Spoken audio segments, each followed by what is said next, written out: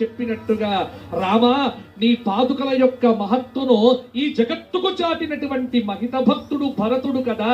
ఆ భరతుడు చూపినటువంటి పాదుకలు దేశాన్ని పరిపాలించాయి. పాదుకలు పరిపాలించినప్పుడు ఎంత బాగుందో మనం వర్ణించలేం.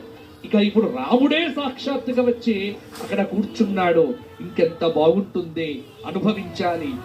ఇది దేశంలో ఉన్నటువంటి ప్రతి భారతీయ పౌరుడు విశ్వవ్యాప్తంగా గౌరవించవలసినటువంటి అద్భుతంగా పొంగిపోవలసినటువంటి తరుణం ఆసన్నమైంది. ఇంతకంటే మన జీవితాలకు వేరే పరమార్థము లేదు. ఇది చూడటమే పరమార్థము, ఇది వీక్షించడమే మన జన్మ భాగ్యము, అదృష్టము. వేల కొలది జన్మల పుణ్య పరంపరయే ఈ సుందర సురుచిర ప్రాణ ప్రతిష్టాపన దివ్య ఆ దృశ్య